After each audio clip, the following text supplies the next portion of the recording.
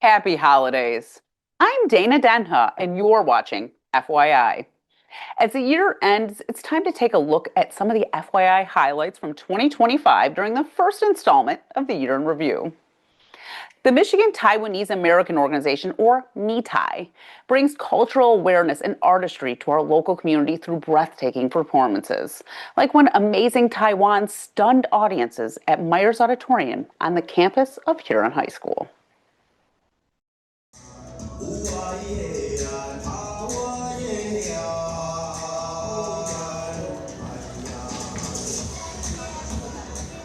Let's welcome the National Taiwan University of Sport as they bring you the unforgettable cultural experience of Amazing Taiwan.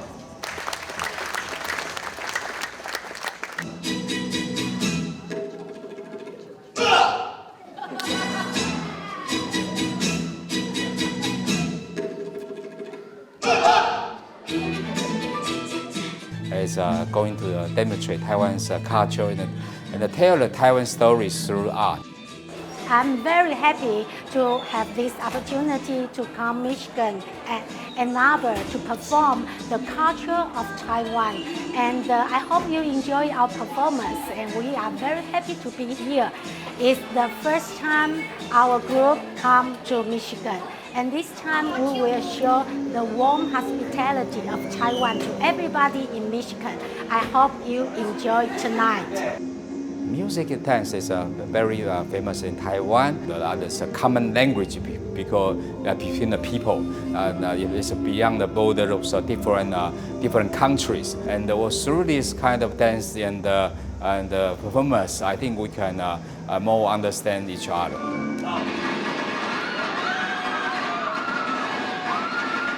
So this time we want to show the youngest and the passion of Taiwan.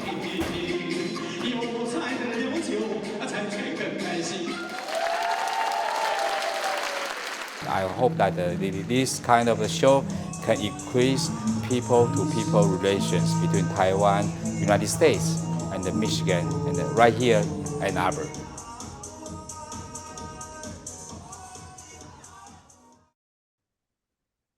The Downtown Development Authority, or DDA, is dedicated to creating a healthy, thriving downtown area in Ann Arbor, and now they can add the arts to their ever-growing list of accomplishments. The Elevate program is the Ann Arbor DDA's first public art and placemaking program. The whole goal of the program is to provide kind of an enhanced experience for everybody who comes downtown. So to give something for people of all ages, to look at, to interact with. Oscillation is a temporary light and sound installation. These large interactive crystals that react to movement and sound. So for people who are in Liberty Plaza, if you're dancing or talking with your friends, the crystals react to that movement and that sound. The next project that we're really excited about, and we think the community will be excited about, is we have David Zinn doing a scavenger hunt downtown. So this spring, David will be doing 10 installations.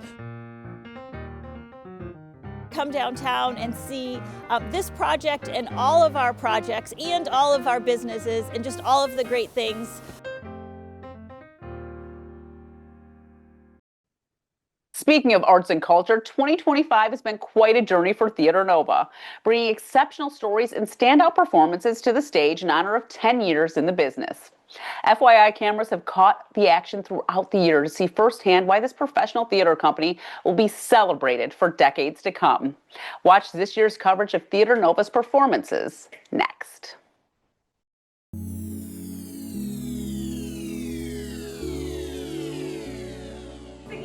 Theater Nova is 10 years old this year, which is really exciting as an anniversary for us. Our mission has always been to support new plays and new playwrights, and we kind of wanted to fill that artistic niche in Ann Arbor as a professional theater. So you get to see these very cutting-edge kind of theater shows that are just something new and very, very different. They give lots of new actors their first opportunities, and so I'm really glad that they have made it 10 years, and I look forward to celebrating 10 more years with them. Premiere of Kairos by Lisa Sanae Dream. Kairos is a love story between Gina and David, who fall in love, and we get to see them put through the fire of their relationship. The world changes, you know, once they've met each other. It's about love, and you get to see a relationship blossom from day one all the way until whenever. But more so, there's this strong message about working together, building that connection with a partner, and seeing how your choices and your goals fused together can change both of you. It's a real heart-wrenching and beautiful and funny all-together kind of experience. Yeah, so come see Kairos.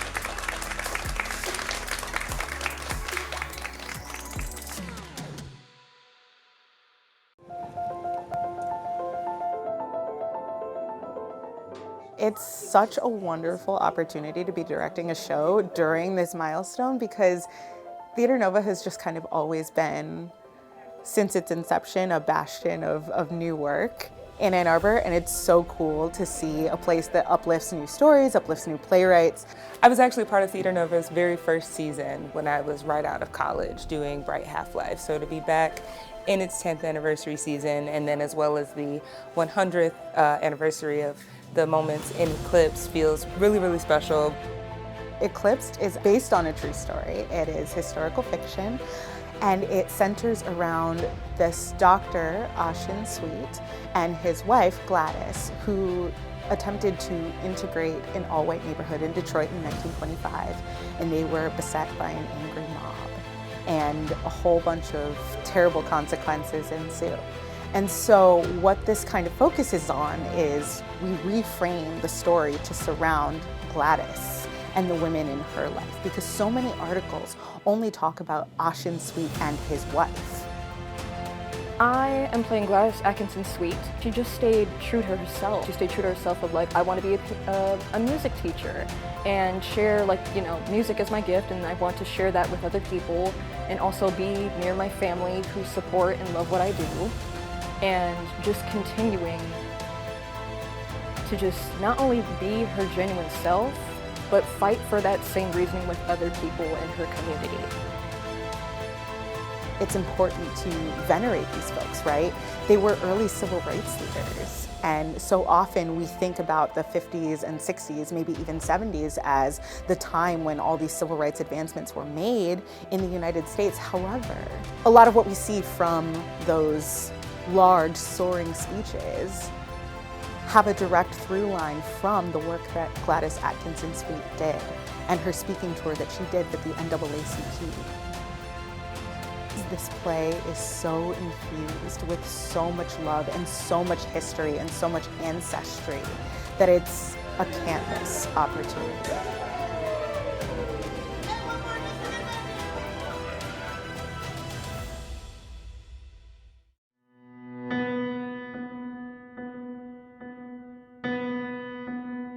So Radical Empathy is a world premiere by local playwright David Wells. This one is based on a true story. It's set between about 2011 and 2018, where a Penn State professor gave this TED Talk on the concept of radical empathy, so really getting into what it feels like to empathize with another person.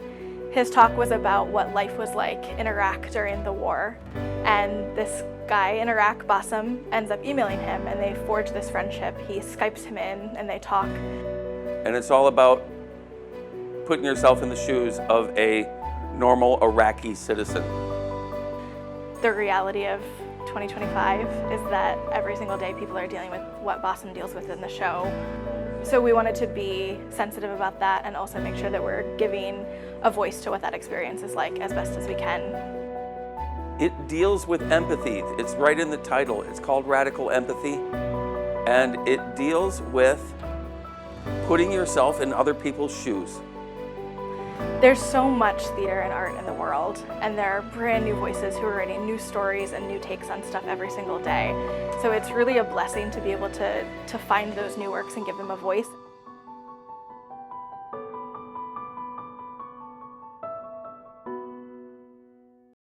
The city of Ann Arbor has not seen the likes of a new fire station since 1981. Now the long retired fire station number 4, located on South Huron Parkway and Platte Road, will make history as the first net zero fire station in the state of Michigan.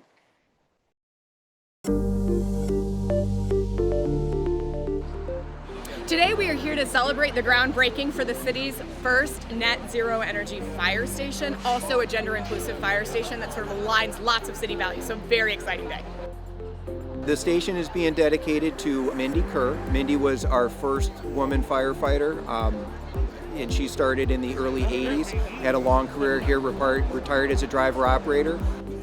It's combining a number of different features, so high energy efficiency, think insulation, deep weatherization, really high building performance, kind of core building standards. And then on top of that, you do things like geothermal for heating and cooling, so we're tapping into the temperature of the earth, which is a nice stable 55 degrees to manage the heating and cooling in the building. We're doing solar on top of the building. Those are the kinds of features that together stack to make sure that this building is not only sustainable and resilient, but also happens to be one that's healthy, safe, for the workers in the space.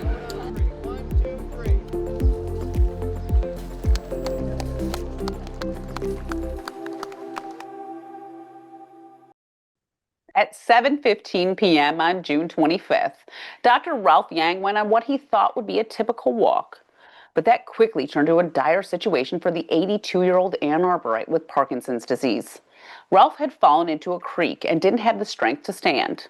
He was missing for days, and as the clock ticked, the Ann Arbor Police Department called on the community for support. Quite frankly, no one knows their community better than the people that live in the community. It's really a testament to what the Ann Arbor Police Department really defines as community policing.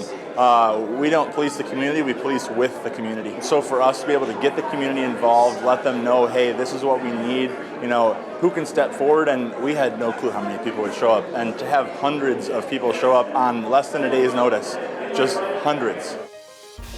My wife noticed on Nextdoor on social media that there was a missing community member, and he'd been missing for a couple days. So the police had called for a search party of community members to get involved and help with the search. And that's where Dolly and I took off and joined one of the search parties. Thank you. Ben actually went off from where we had originally designated his team to go, because he was like, I jog on this path every day, I'm going to check it out. And that instinct by him, just that little extra effort, to see him and bring us there and to get Dr. Ralph Yang home safely.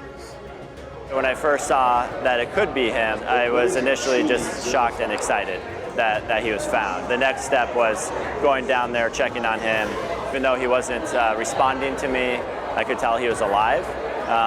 And so once I saw that, I was super excited, got back up to the street to see where I was and called 911, and everyone showed up within minutes to help get him out of the creek.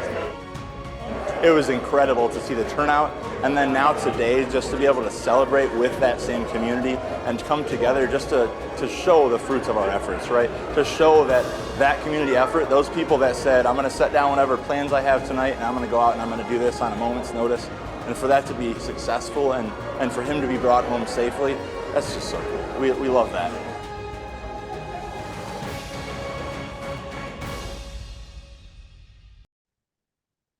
In 2024, the number of homeless rose 18% in the United States, creating an alarming reality for lower-income individuals and families. Discover how a filmmaking team is bringing this issue to the forefront with a solution to end homelessness in America. With the cost of living soaring to all-time highs, more and more people are finding it hard to keep their heads above water.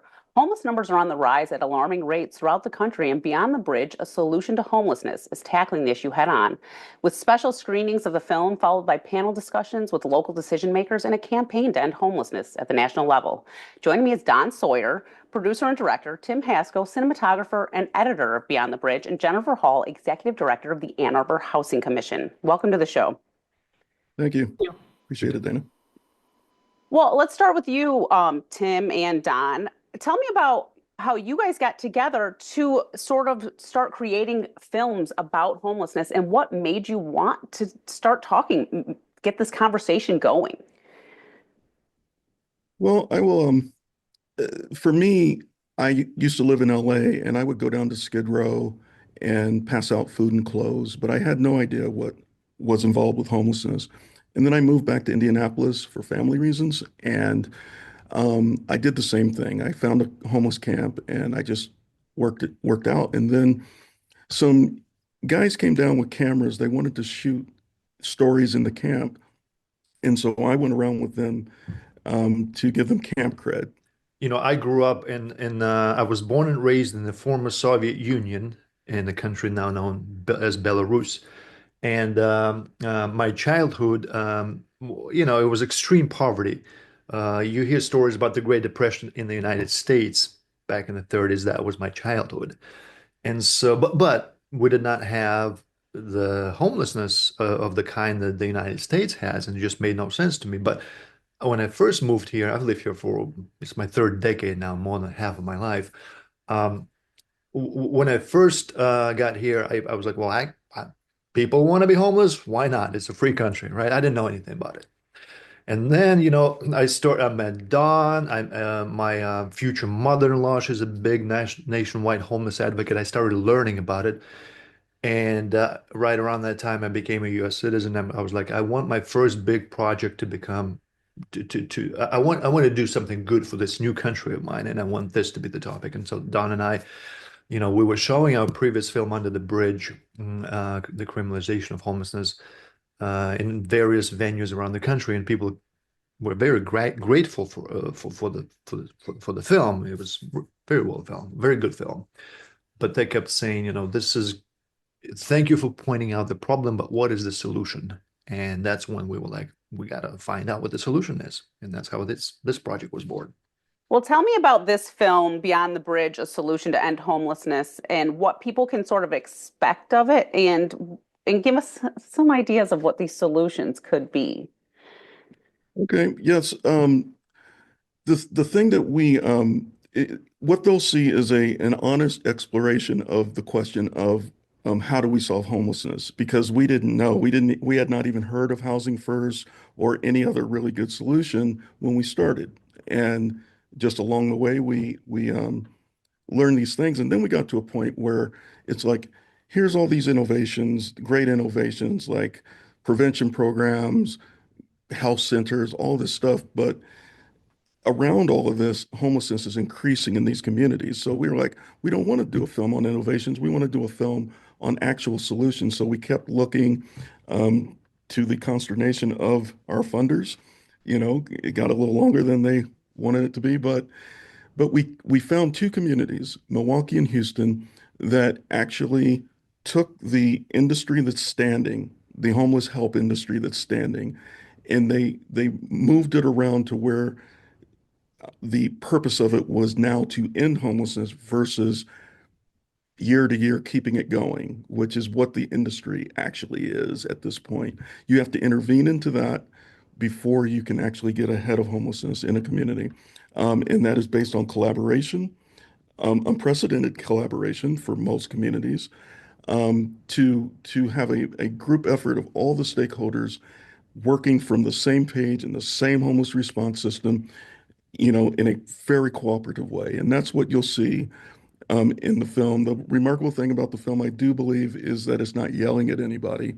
It is basically saying, if you want to solve homelessness, this is how you do it. If you don't, keep doing what you're doing.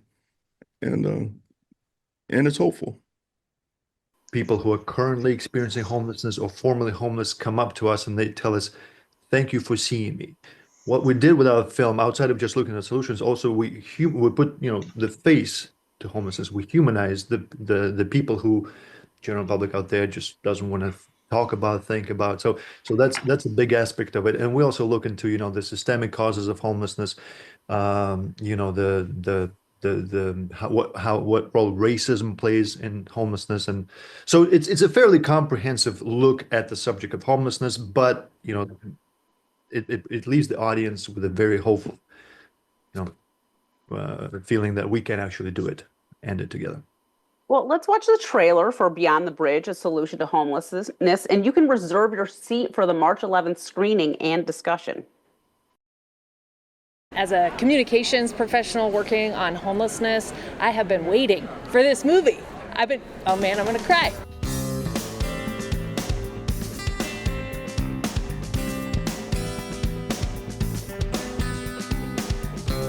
So we are on the road. Yeah, we've begun our journey to discover the solutions to homelessness. You always have these competing interests that all want to end homelessness, and they never figure out a way to do it together. Instead, what we have is some people doing it that way, some people doing it a different way. There are a lot of films about homelessness, but there are few films that show you solutions to homelessness. And this film has a surprising solution. The secret sauce here in Houston. Data-driven best practices of housing first, working together as a collaborative system. This movie is absolutely incredible. It was everything I want to say to so many people I know. If you don't want affordable housing in your backyard, you're going to end up with homeless people in your front yard. The energy of the film was not biased. So accessible. It covered the history. This movie shows what's really going on. A lot of money goes into homelessness, but does not go into results. And someone is profiting big time. I was really impressed at how touching the film was. Surprisingly, I cried several times. I hadn't changed my clothes in 8 months. I hadn't taken a bath in 6. I was filthy. I didn't care. And it was funny. You don't have anything? Nothing. I only have high blood pressure or cholesterol. It is not only about people who are homeless themselves, but about how every member of the community can get involved in solving this issue. Beyond the Bridge, a solution to homelessness. The screening and panel discussion are at 7 p.m. tonight. We always had in mind that we wanted a movement to go along with this, a unified message nationwide. Community collaboration, a single homelessness response system, a foundation of housing first. It shows so much about how we can convince our elected officials, our change agents, and if we learn how to harness that, this movement should be unstoppable. Beyond the Bridge should be mandatory for all legislators, regardless of your level of government. The mayor has to be at the table. Local government has to take a leadership role. That's where all the large institutional players are. Local government is where rubber hits the road. Paired with effective policy, the sky's the limit. I can't wait to show this to all of my fellow community members. Everybody needs to see this film. Everybody needs to see this film. Oh, Netflix, you need to give them a deal.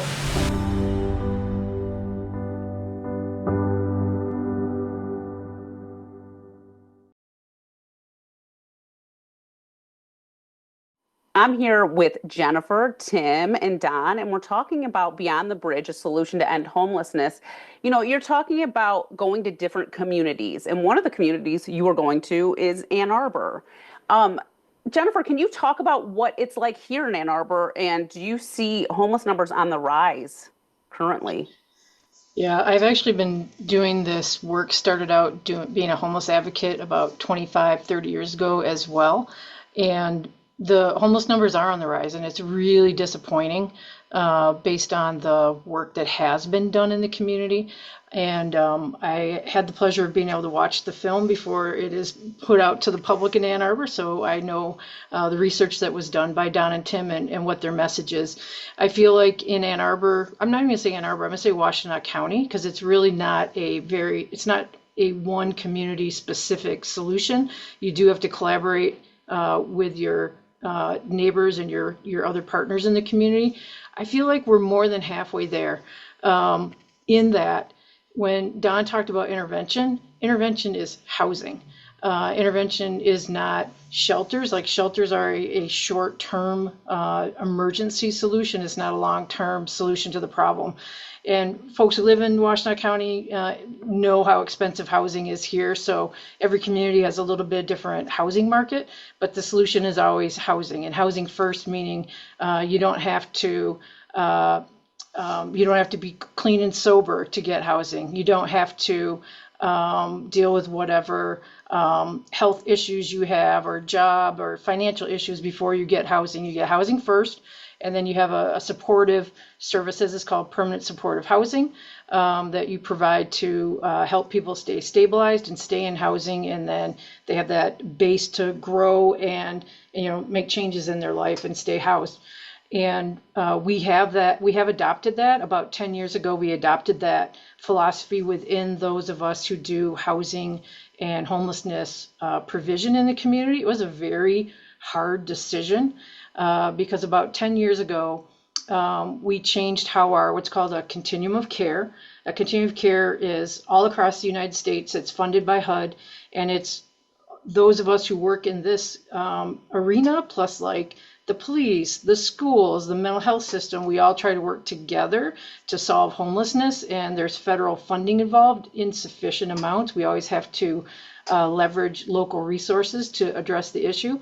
And we made the decision to change to the Housing First model, which meant that we ended up defunding with the collaboration of our shelters. We ended up defunding our shelters in order to fund housing and new construction, acquisition of rent restricted and income restricted housing. And that's been now about 10 years. There's probably about 1,000-ish apartments that have come online since then, mostly within the nonprofit sector, but there's also vouchers for private sector, what's called both rapid rehousing, and you can do PSH with the private sector, where the private sector owns the housing. And I think the thing that's missing in our community is that collaboration where we're all on the same page, not just the providers, but the municipalities, the police force, the mental health system. Like, we need to get to that point where we have a central role where someone is keeping us all accountable and setting goals and working together. To me, that role makes sense to be the county, because they are, working in all different kinds of communities. It's kind of hard for the county. We're a home rule state in Michigan. If people don't know what that means, it means all the municipalities make their own decisions. And the county has mental health, they have public health, they have the sheriff's department, but they don't direct and tell other municipalities what to do, but they can play a leadership role. This whole campaign is about getting everyone together to sort of get this message together and get the nonprofits and the city governments and the state governments all working together to end this issue.